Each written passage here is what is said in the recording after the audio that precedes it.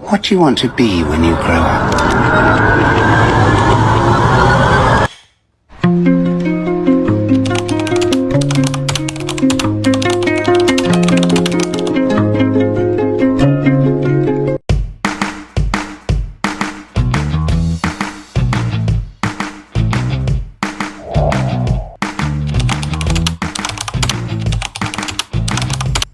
Assalamualaikum warahmatullahi wabarakatuh, Ibu.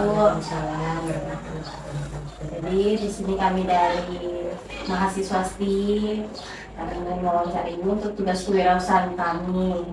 Karena yang kami wawancara ini UMKM, jadi kami memilih UMKM Ibu untuk diwawancarai. Nah, sebelumnya Ibu, saya ingin tanya nama Ibu siapa? Saya Ibu Hartati. Terus ini untuk usaha yang dijalankan apa? Kalau usaha Ibu mentok di usaha rajutan ya, usaha rajutan. Kalau kemarin-kemarin sebelum berstandar itu ada tas, ada dompet gitu. Terus yang penit-penit tuh bros. Nah kesininya bikinkan mainan anak, coba membuat boneka. Untuk usaha ini kapan didirikan? Kalau usaha ini kan bukan didirikan sih sebenarnya, didapat itu nggak sengaja. Waktu itu kan aku masih kecil, 2016an gitu. Nah, jadi ayahnya kan di camp, kerjanya di camp. Setiap hari kan nemenin belajar. Jadi kan nemenin belajar itu ngapain gitu.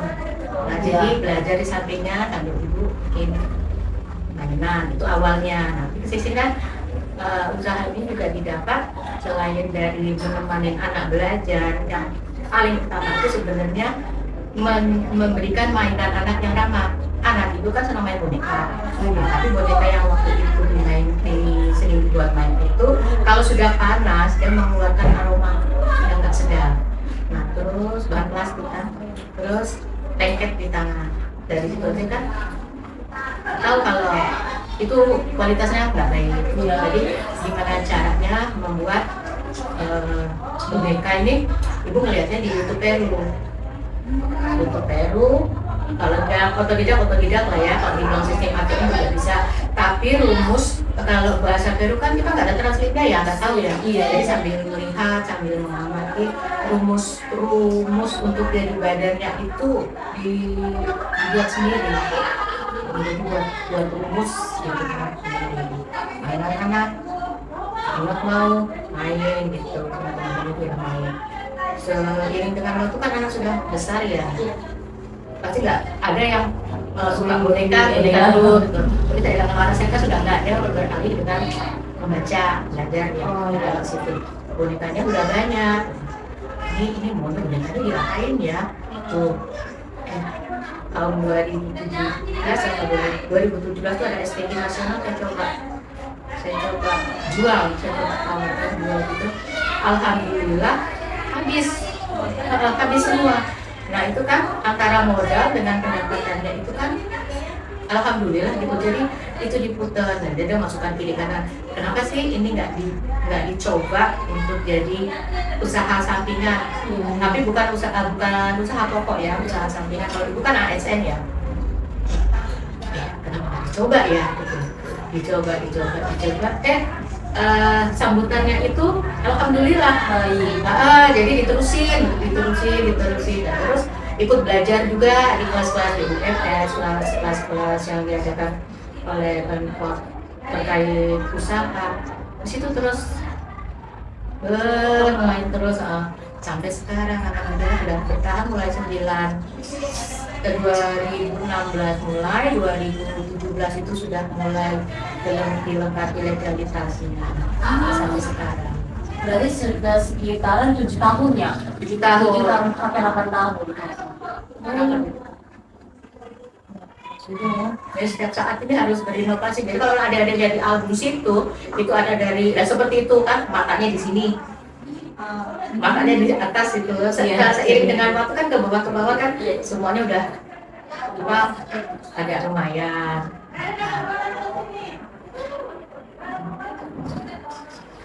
Bu, kalau kayak kendala yang dialami selama usaha ini didirikan, Kalau kendala paling utama itu bahan baku. Bahan baku kita kan dapron ya, dapron sama benang. Kalau dapron di luar Tarakan itu harganya murah, sangat-sangat murah, jauh dibandingkan harga sini. Tapi ongkos kirimnya lebih mahal. Iya, benar. Nah, karena kalau yang namanya dapron, dia bukannya hitung harga itu per kilo, tapi per apa? Bukan per meter, apa namanya tuh ya?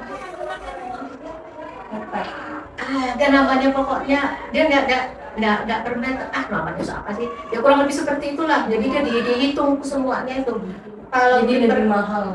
kalau itu lebih mahal, padahal harganya di sana murah. Iya, 14.000, 16.000 sudah dapat kualitas dapron yang bagus. Kalau di sini enggak. Di sini 50.000. Jauh. 50.000, dapronnya juga berbeda-beda. Datangnya tuh berbeda-beda. Nah, itu yang pertama di dapron. Kedua, bahan baku itu benang. Di sini benangnya itu mentok, itu benang, kalau orang bilang benang wool. Iya. Nah, sebenarnya itu bukan benang wool, tapi zip. Indonesia ya wool tapi zip. Itu benang yang kalau dibilang, kalau di pasaran itu ya benang yang sangat murah. Di sini 10.000 ya, ini udah dapat.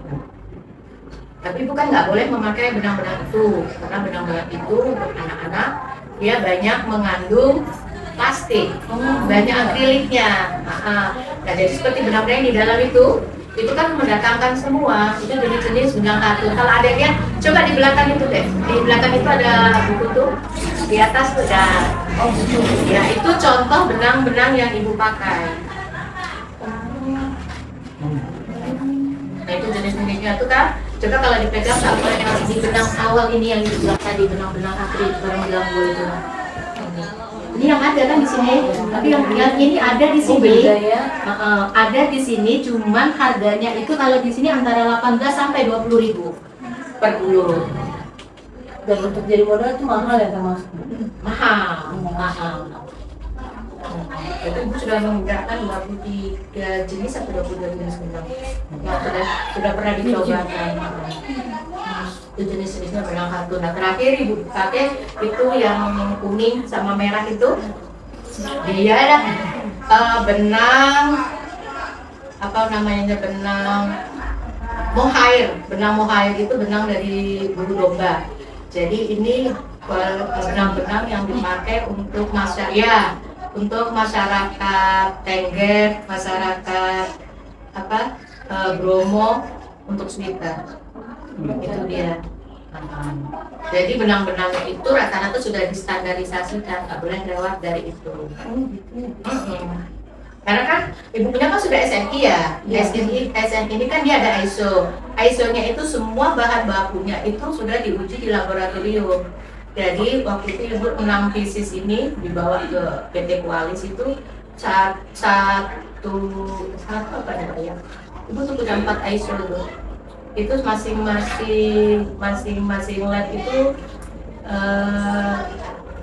menguji ya, istilah diuji gitu ya, bahan bakunya seperti apa, terus kadar logamnya seperti apa, semuanya diuji.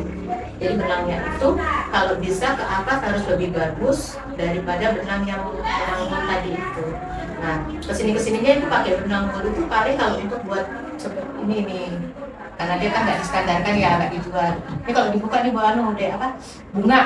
Oh bunga. Dijadikan bunga, dan dia setiap tahunnya jadi buka, karena itu kan ada susah juga kalau dia dicuci kan mati dia.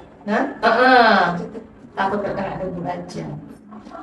Itu benang-benang berkualitas, semua jenis-jenis benang katun, jadi ramah anak. Tapi setiap boneka ini jenis benangnya udah campur-campur, berbeda-beda. Kalau keunggulannya dari produk ini apa? Kalau ibu ini ya, nggak membanggakan diri kalau keunggulannya dibanding dengan produk rajut nasional, produk rajut yang ada di Indonesia. Satu-satunya yang ada di Indonesia produk rajut, boneka rajut yang sejenis itu sudah memiliki standarisasi nasional. Nah, standarisasi nasional itu dikeluarkan oleh dikeluarkan oleh Komite Akreditasi Nasional melalui Lembaga Sertifikasi Produk PT Qualis Indonesia yang kantor utamanya itu ada di Jepang. Jadi kalau untuk Indonesia, Ibu baru karena boneka rajut itu di Indonesia banyak, tapi yang mendapatkan produk SNI ini kalau khusus rajutan itu baru Ibu. Itu pun mendapatkannya nggak gampang karena Ibu harus bersaing 4.000 sekian IKM seluruh Indonesia untuk mendapatkan fasilitasi SNI gratis dari Kementerian Perdagangan dan Usaha Kecil Menengah. Itu yang ada di Indonesia itu yang dapat gratis itu hanya 15 orang dari 4.000 sekian itu berapa ratus gitu kan. Dan itu pun menunggunya tuh hampir 4 bulan. Kira-kira ini nggak masuk. Ya karena kan nggak mungkin lah gitu kan. Dan ternyata dihubungi karena rajut itu dianggap unik. Nah, seperti Berarti itu. Ibu dapat SNI itu di tahun berapa? 2009. 2018 itu sudah berproses. Oh, 2019. 2019-nya itu di bulan berapa tuh ya? Ada di situ. Enggak, itu adalah alumni. Itu baru sertifikat produknya itu. Berarti sekitaran 2 tahun sampai 3 tahun sudah didirikan ini ya. Terus kalau untuk pembuatan produknya ini Bu gimana? Maksudnya? Butuh waktunya tuh berapa? Nah, kalau Ibu kan kerja ya, Ya. jadi kan kalau pulang malam itu paling satu hari itu sekitar 3 atau 4 jam. Nah, untuk satu boneka karena 3 atau 4 jam itu kan nggak mungkin langsung jadi. Oh iya. Nah, itu paling 3 malam, 4 malam baru bisa jadi satu. Kecuali kalau libur gini ada berapa hari gitu ya? Mungkin 2 hari itu bisa jadi satu boneka. Oh, sebenarnya. Lain kalau bikin gantungan. Kalau gantungan biarkan di hari kerja satu malam itu dia bisa jadi satu. Apalagi kalau kita udah libur bisa jadi 3. Dan karena ini kan ada kesulitan beda-beda. Ya, Gantungannya sebesar apa? Aduh di foto itu ini karena di bulan-bulan kemarin itu banyak order, pertama yang untuk sudah kan untuk sudah ini, jadi hampir nggak terkerjakan gitu. Jadi modelnya tuh cuma boneka-boneka aja ya Bu? Iya. Kayak satu badan gitu. Karena kan yang di SNI kan, misalkan jadi SNI kan dia memang hanya boneka. Lama sudah. Berarti ini produknya Bu target pasarnya? Kalau target pasar sesungguhnya itu kan ibu-ibu yang memiliki anak di bawah 5 tahun sesuai dengan standarnya kan untuk anak di atas 3 tahun. Nah, tapi kan seiring dengan waktu siapapun bisa beli. Siapapun bisa beli. Ya nenek, yang punya cucu, ya pokoknya target pasar sudah ada. Jadi siapapun bisa. Pas lagi. Siapapun yang minat Iya. bisa. Kemarin ada di sini. Ini bawa ke Solo, kemudian ke Anas. Alhamdulillah dibeli sama Ibu Gibran. Ini ibu sendiri sama Ibu Kadis yang mendampingi beliau di acara nasional lain yang bisa bertemu. Jadi sekarang dia sudah jadi keluarga besar presiden. Bu, kalau boleh tahu dalam usaha ini ada saingan dalam berbisnis atau? Kalau saingan dalam berbisnis untuk Karakan belum ada ya, karena kan ya rezeki itu Allah yang atur ya, Iya. ya masing-masing aja. Nah, kalau Karakan dibilang saingan belum ada sih, tapi itu bukan menganggap itu saingan. Ya, karena rezekinya udah masing-masing. Nah, terus kalau di luar kalau mau bersaing boneka yang seperti ini banyak, yang lebih bagus banyak. Cuma kembali lagi ibu dimenangkan karena ibu memiliki SNI. Iya. Itu aja. Belum paling pas banyak yang bagus-bagus, lebih bagus itu banyak. Cuma mereka tidak berstandarisasi. Nah itu kan sudah berstandarisasi, baru memiliki hak merek dari Kementerian Hukum dan Hak RI. Jadi untuk legalitas ibu menang. Iya. 2 kali sudah pernah ke Taiwan. Terus kalau di Nakra itu beberapa negara juga pernah beli. Terus pasaran itu kalau di luar Pulau Kalimantan paling jauh di Papua Menpora. Cuman sudah nggak bisa berlanjut karena yang biasa ngambil kayu itu stok ya. Tapi alhamdulillah rezekinya ini ada aja. Ibu nggak ada berencana kan untuk membuat usahanya lebih besar sampai niat karyawan mengajarkan orang? Nah ini dia, itu kendala. Karena tidak semua orang setiap orang punya potensi. Cuman untuk sabar itu susah. Nah, untuk sabar itu susah. Kalau mereka pun mau belajar rajut itu lebih pada mereka buat dompet, mereka buat tas.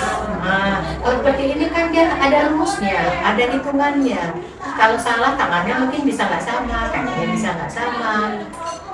Bilang orang ini kesabaran kita dewasa juga sih karena ibu punya hobi ngerajut. Hobi ngerajut itu sebenarnya timbul ya setelah ada anak kecil kan.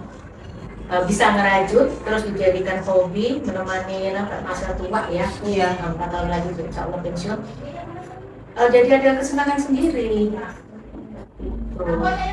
Kalau ya rata-rata mau belajar rajut, ya itu bikin dompet, bikin tas, mau belajar aja. Kalau baju, kalau jaket-jaket kayak gitu susah Pak.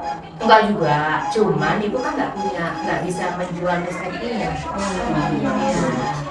Tas bisa, topi bisa, yang lain bisa, cuman ibu nggak bisa menjual SNI-nya. Nggak bisa memakai ISO-nya, bisa SNI aja karena turunan benangnya sama. Tapi untuk menggunakan ISO-nya itu ibu nggak bisa, jadi rugi. Nah, lebih baik dibesarkan yang ada aja. Berarti kalau ada yang mau pesan Bu di sesuai dia mau. Biasanya kalau request itu ibu nggak berani langsung terima, itu aja dulu. Dalam lagi ada enggak? Terus tingkat kesulitannya itu seperti apa? Untuk kalau dia request biasanya ada tingkat kesulitan tertentu kan ya. Harganya memang mungkin ibu naikkan lagi.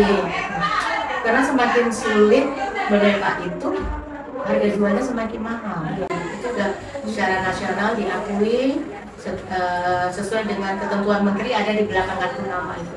Di Indonesia satu-satunya ibu yang sudah memenuhi ketentuan kementerian itu. Berarti Ibu ini jangan sendiri, lanjut sendiri nggak dibantu siapa-siapa. Jarang-jarang ada yang mau. Nah itu di Indonesia ibu yang sudah memenuhi ketentuan bahwa mereka ibu itu layak jual. Itu mendapatkannya itu yang susah.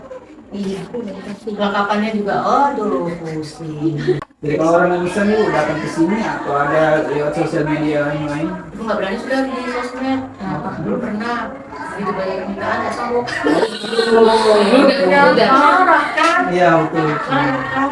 Nah, berarti intinya kalau kita nggak sanggup jangan coba-coba nggak coba. Tapi kalau bisa luka, bisa kisi itu bisa lihat yang ada bisa. Kadang minta diangkat ke sini ya sesuai aja. Tapi kalau sudah di media sosial nggak enak, beban moral sendiri. Nggak jadi kalau misalnya ada yang pesan biasanya ditulis bentar ya masih ada pesanan ini, bentar ya masih ada pesanan ini. Ibu, terima kasih Ibu sudah mau diwawancara. Dengan senang hati. Kami terima kasih banyak. Baik, perkenalkan saya Putri saya mahasiswa dari Bulungan Tarakan. Ingin sedikit menanya tentang kepuasan pembeli produk boneka rajut ini terhadap Mbak. Sebelumnya saya berbicara dengan siapa? Saya Devi, saya tinggal di Juwata Kopi. Sebelumnya Mbak mengetahui produk ini dari mana? Saya mengetahuinya dari teman-teman saya. Dari pertanyaan pertama, kalau boleh tahu apa yang Mbak suka dari produk boneka rajut ini? Yang saya sukai itu karena produk rajut ini pengerjaannya yang sangat rapi sehingga membuat saya tertarik untuk membeli. Aspek mana dari produk atau layanan boneka rajut ini yang menurut Anda paling bermanfaat? Jadi kan dari sekian banyaknya boneka, ada boneka yang seperti ini yang bisa ada yang ada penyanggahnya. Lalu Menurut saya sih produk rajut tas ya itu oke. sangat bermanfaat karena bisa digunakan untuk sehari-hari. Menurut Mbak, apa yang harus ditingkatkan dari boneka rajut ini? Mungkin lebih banyak variasinya atau bisa dikembangkan lagi untuk Seperti motif-motifnya nih ya. dia membuat apa mungkin ya, atau stiker. Apakah Mbak pernah ini mengalami masalah atau kendala saat memiliki, kan pasti kayak ada masalahnya seperti cepat rusak atau itu ada Mbak ada mengalami apa? Masalahnya paling di bagian untuk merawat produk tersebut. Selanjutnya bagaimana kami bisa lebih baik mendukung kebutuhan Anda di masa yang akan datang? Mungkin dengan Memperluas promosi. ya menjual produk ke media sosial, ada referensi. Apakah Anda pernah mempertimbangkan beralih produk atau layanan dari pesaing? Jika iya, tolong berikan alasan. Tidak, karena Pokoknya tidak cukup memuaskan. tidak karena cukup memuaskan. Apakah ada tren atau perubahan di industri yang menurut Anda bisa kami manfaatkan? Mungkin membuat media sosial menyebarluaskan TikTok, Faktor eksternal apa yang menurut Anda bisa mengurangi kepuasan Anda terhadap boneka rajut ini?